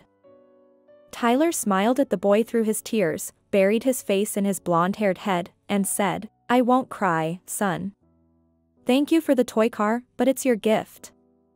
Thank you. I will never abandon you. Never. Tyler embraced his son and wife. And we won't leave you, Dad, you'll see, the son promised. My dears. Mabel cried and laughed, hugging each of her relatives in turn. I'm so glad you could come, Tyler. Mabel smiled as she looked at her son. You're so handsome, my boy. What kind? Tyler smiled in response. Tall, strong, just like your father in his youth. But still, you're my son, resembling me, Mabel said proudly. But haven't you eaten anything? Did you really fear taking charge of the kitchen? No, Tyler said. We fed our son, and my wife is constantly eating now, he said, patting his wife's stomach. I wanted to wait for you and Edna, and then have a feast. Tyler reached into his travel bag and pulled out a small box. I'm not sure if this gift suits you, Mom, but here it is. It's for you. Oh, these are French perfumes, terribly expensive and terribly fashionable. Thank you, my children. Of course, I love them. I never even dreamed of having such. But they're very expensive, you need the money yourselves, and you're about to have a baby, Mabel smiled. It's all right, Tyler said. We'll earn more. The front door slammed shut, and Tyler said, it's probably Edna running to us. No, Mabel said and blinked guiltily. It's Gordon. Mabel's heart was pounding, and she felt as though everyone could hear how loudly it was beating. How would Tyler react to their love? What would he say? Good evening, Gordon greeted everyone and extended his hand to Tyler. In Mabel's eyes, there was fear and confusion. She was afraid that Tyler wouldn't shake Gordon's hand. Tyler felt sorry for these mature, self-sufficient individuals whose happiness also depended on him. He especially felt sorry for his mother. He reached out his hand to Gordon. His father-in-law introduced himself, and the men shook hands. Tyler felt his mother let out a relieved sigh and wearily rest her head on his chest. Then Edna rushed over, hung onto her brother's neck, and didn't leave his side for the entire evening. The whole family sat down at the table and celebrated Tyler's arrival. Everyone was joyful and cheerful. Tyler's son had already settled in and sat on Gordon's lap. Tyler felt a pang of jealousy. The little one could have been sitting on his own grandfather's lap, who wasn't present at the table right now, whispering his secrets in his ear and laughing boisterously, just as he was laughing in Gordon's arms, a stranger, essentially. But at the same time, Tyler saw how happy his mother was next to this man. He couldn't bring himself to ruin it all. Gordon and I are planning to get married, Mabel told her son when they were alone in the kitchen. They were left alone, understanding that her son needed to talk to his mother. Mabel was washing dishes and said it, afraid to look into her son's eyes, as if she had committed some kind of betrayal, as if she was at fault for everything that had happened. Mom, leave the dishes, Tyler said, sit down, let's talk. Mabel sat next to her son but couldn't look at him, as if she was awaiting a verdict. Mom, is it true that Dad was with Pamela throughout your entire life together? It's true, Mabel replied, still not lifting her gaze. He left for her, and you forgave him? Yes. They didn't tell you. I forbade everyone from informing you, I was afraid for you, my son. Mabel looked up at her son with teary eyes. Mom, don't cry, Tyler embraced her, there's no need to cry. I understand that it hurts you. And it hurts me too. I didn't expect that from Dad, but I still love him. No matter who he is, I still love you and him the same. He made a mistake, of course, but that doesn't make him any less dear to me. And what about Gordon? It was thanks to him that I endured all those humiliations. I didn't want to live, Tyler. I don't want to burden you, my son, with all the filth that your father inflicted on me. Even now, he can't leave me alone. He comes here and insults me, even though we're already divorced. Talk to him, my son, so he stops doing this. I will talk to him, Mom. I will talk to him, don't worry. Tomorrow, I'll go to him and discuss everything. Tyler decided to go to his father alone, without his family. It was unknown how his father's new life would accept him, how Pamela would treat him. Back when he was a boy, Aunt Pamela used to come visit them, always hugging him tightly, giving him candies. Hey, handsome, she said and, as always, embraced Tyler. There's a blizzard outside. I was afraid I wouldn't find my way home in such a storm. So, I asked your dad to give me a ride. When they arrived at Aunt Pamela's house, his father stepped out of the car with her, and in the car's mirror, Tyler saw Aunt Pamela adjust his father's scarf, and he kissed her. It felt as if his heart had stopped. He felt so disgusted, as if he was spying on his father and Aunt Pamela. It seemed like everyone in the vicinity could see his father kissing Pamela. His father hopped back into the car, and they drove off. "Now we're heading home," his father said cheerfully. Tyler remained silent. "Tyler, why are you so upset?" his father asked. His father wanted to pat him on the shoulder, but Tyler shrugged off his hand. "What's the matter, son?" his father asked in surprise. "Are you feeling unwell?" He then placed his rough, cold palm on Tyler's forehead. "I'm not sick," Tyler said angrily, pushing his father's hand away. "I saw you kissing Aunt Pamela." His father blushed deeply and said, "It was just a friendly kiss. Aunt Pamela and Uncle Louis are our friends. There's nothing more to it," he justified himself. "What have you imagined, son? But you don't kiss Uncle Louis like that." "Tyler, I promise you it was just a friendly kiss. Don't get upset, son, and don't talk about it to anyone. Otherwise, everyone will think wrongly." "Dad, you gave me your honest word, a man's word, which means you only love Mom and Aunt Pamela is just a friend?" "Of course, son. How could you think otherwise? I only love Mom." And then Tyler believed his father because an honest man's word is only given by true men, and his father was one of them. Now he understood what an honest word meant to his father. It meant nothing. Aunt Pamela opened the door. "Hello, handsome. You're here. Come in," she said. "Hello." Tyler handed Pamela a bouquet. He really didn't want to give flowers to this woman, but his upbringing didn't allow him to visit empty-handed. "Is Dad home?" "Kevin," Pamela called out. "Come here. Our handsome boy has arrived." "Tyler. Tyler, my boy." Kevin rushed into his son's arms. Tyler embraced his father and noticed how much he had changed. His father had become thinner, most of his hair had turned gray, his shoulders slumped, and his face was lined with fine wrinkles. His father had aged. While his mother had hardly changed, his father had noticeably transformed. "Well, come into the living room," Pamela said.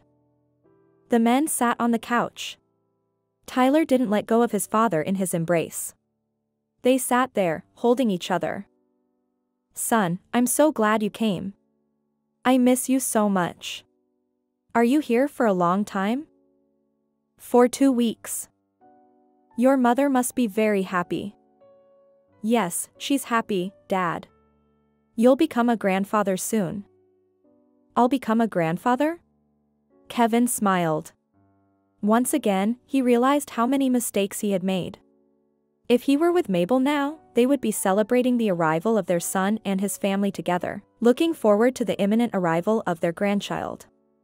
After all, he and Mabel had children together. "Pamela, could you prepare something for the table? Our son doesn't come every day." "But we don't have anything. We only have soup, just as you've been craving," Pamela replied. "It's okay, I don't need anything," Tyler said. "I'm not hungry." Kevin blushed. It was evident from his demeanor that he wished the ground would swallow him up for Pamela's words. "Well, at least offer him some tea as a guest," he said. Reluctantly, Pamela went to the kitchen.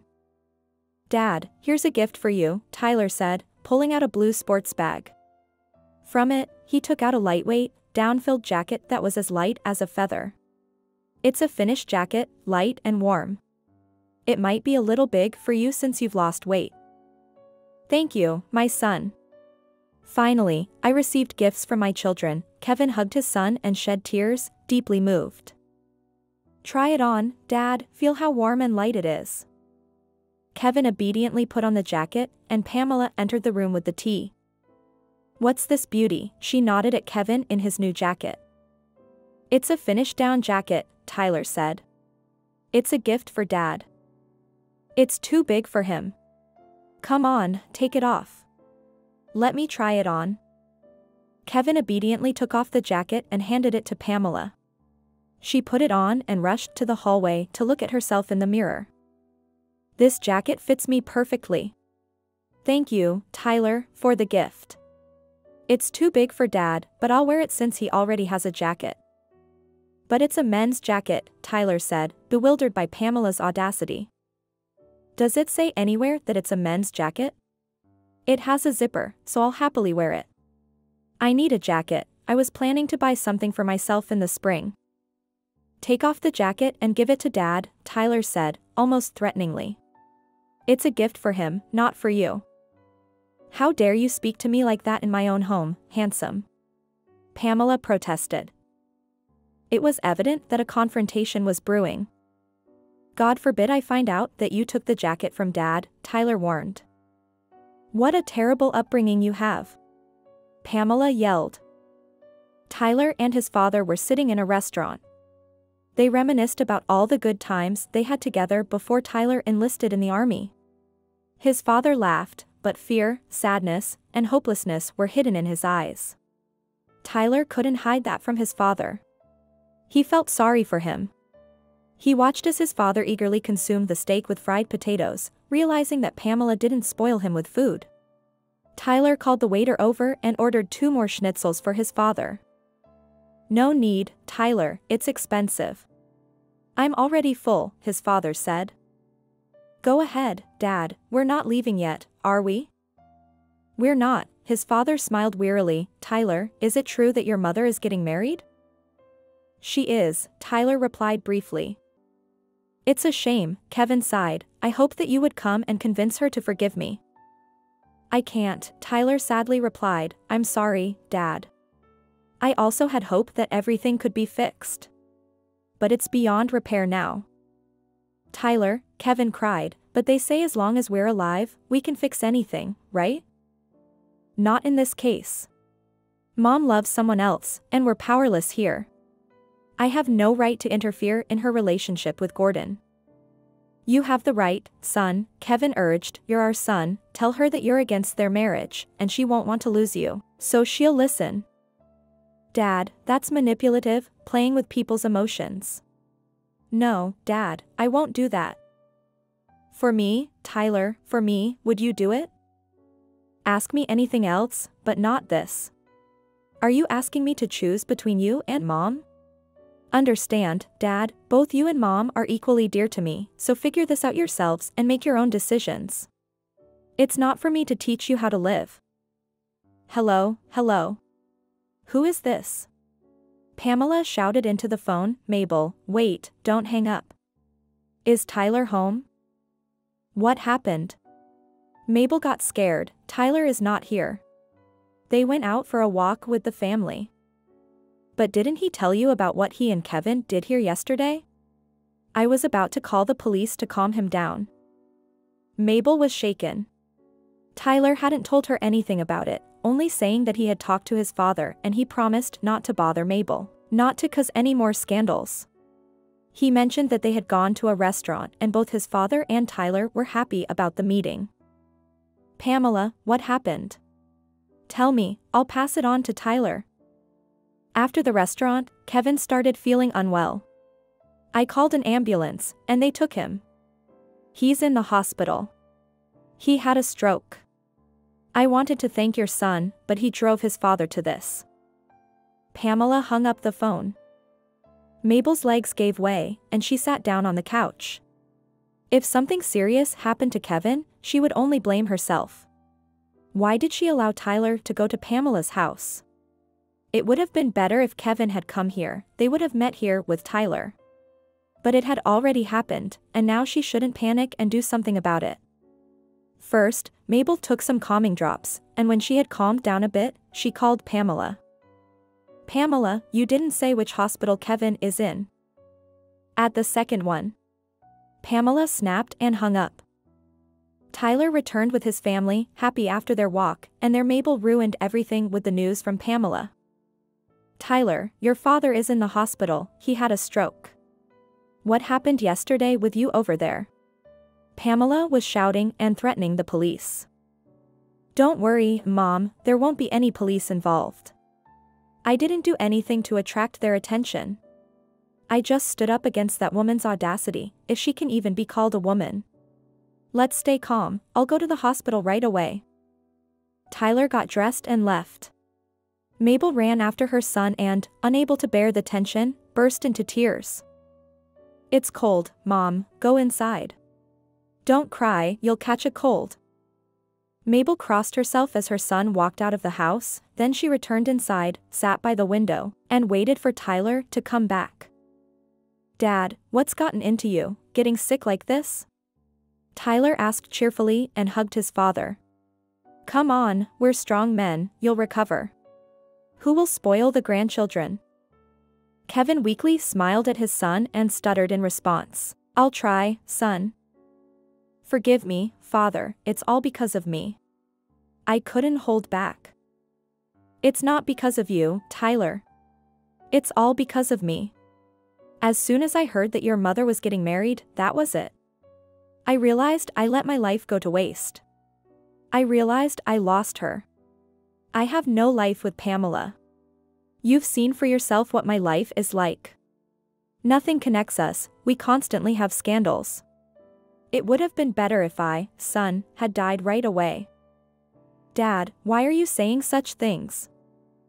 I know what I'm saying. There is no joy. She left when I left your mother. Tyler, you know happiness lies in the little things, Kevin sadly smiled. Now I live in the past, remembering how easy and peaceful life was with Mabel. My mother used to say there's no one like Mabel. Tyler, we consider ourselves smarter than our parents and often brush off their words, don't listen to them, make mistakes that can be irreparable. Well, that's what happened to me. Let me tell you, son, cherish your family, cherish what you have, don't repeat my mistakes, listen to me as your father. I didn't listen to my mother, so listen to me. Don't worry so much, Dad, Tyler replied. I hear you. I spoke to the doctor. He promised that everything will normalize, but we have to fight, Dad, not give up. There's no need for me, Tyler, to fight. But since I didn't die, I have to recover, so as not to be a burden to Pamela. The nurse arrived with an 4-drip and asked the outsiders to leave. Kevin lay under the 4-drip, reminiscing about his life with Mabel. Tyler asked who would spoil their grandchildren. And he remembered how he spoiled his own children. Tyler and his daughters would ask him for money, Tina and Edna for outfits, Tyler for trendy sneakers or something else. He never refused them.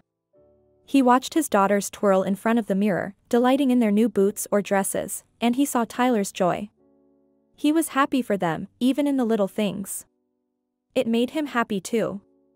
Their family never had the kind of scandals that tore households apart. Mabel was always calm, and the children never witnessed their arguments. But who raised the children? It was Mabel. He was often away on business trips or lounging in Pamela's bed while Mabel raised the kids on her own, never once blaming him. Oh, what wonderful children she raised. They were a true source of pride for their parents. How is he? What's happening there? Mabel worriedly asked. He's conscious, just stuttering a bit. The doctor hasn't given any predictions yet, it's still unstable, came the reply. In the evening of the following day, Pamela called and asked for Tyler. She began shouting, "You've ruined your father, haven't you? I spoke to the doctor, and he said your father is now disabled. But what do I need him for? I'm not going to take care of him. He lived his life with you, worked for you, brought you money, and now you've dumped him on me, old and sick. Well, handsome, I don't need your sick father. I won't bring him home from the hospital. You deal with him," and Pamela hung up the phone. Why did she call? Mabel worriedly asked. She said she doesn't want a sick father, and she won't bring him home from the hospital, Tyler replied. Mabel was shocked by this news. We'll bring Tyler here, Gordon said, but what do we do? Where does he go? It seems he's not on good terms with his sister. Everyone looked at him, imagining the situation unfolding in their own minds. How will that look? Mabel asked. 2 husbands, and I'm alone? It's ridiculous. Tyler envisioned the sight of his already crushed father witnessing his mother building her happiness with Gordon, and he knew it would only crush him further. No, Tyler said, we can't do that. Tyler, let's bring him with us, Tyler's wife suggested. It's okay, we'll make room, and soon you'll get a new apartment. I think this option is the best for everyone. I'll take a leave of absence from work. I'll take care of him, and he'll slowly recover with our help. No one expected such a proposal, not even Tyler. Gratitude welled up in Tyler's throat. He hugged his wife and whispered in her ear, "Thank you, my dear, thank you, my love." At the train station platform, everyone bid farewell to Tyler, his family, and Kevin.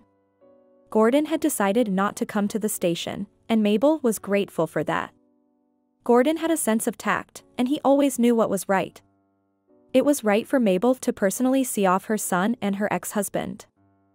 Kevin was now able to sit, and he sat in the train car, gazing out the window at his beloved family kissing and embracing each other. Edna rushed into the car, hugged her father, kissed his unshaven cheek, and asked, "Dad, write to me, call me. I'll be waiting, and come to our wedding in May. Do you hear me, Dad?" "I hear you, Edna. I will write, call, and definitely come. I'm so glad that Tyler and his wife are taking me with them. Edna, I will definitely get back on my feet and live for you all. I'll help spoil the grandchildren." "My dear," Kevin cried, deeply moved, "do you believe me, Edna?" "I've always known that, Dad." "Just live, please, for us," Edna said. Edna ran to the platform, and Kevin blew a kiss on the train window. The window fogged up, and he wrote with his finger, "Forgive me, Mabel," and tapped on the window. Everyone turned and read what Kevin had written. Mabel smiled at Kevin and nodded her head. Kevin looked at Mabel and thought, how could he lose such a woman? She's one of a kind. The train gained speed and carried away a part of Mabel's soul, a part of her past. When Mabel saw the ailing Kevin in the train window, she felt sorry for him once again, just as she did when he came crushed from Pamela, and she asked him to stay. She realized that she had finally forgiven him, but her heart belonged only to Gordon. Her loving and faithful husband was waiting for her at home. An amazing story, isn't it? Thank you for listening till the end. I sincerely hope that you truly enjoyed it. Don't forget to subscribe to the channel and rate this video. See you in the comments and in new releases.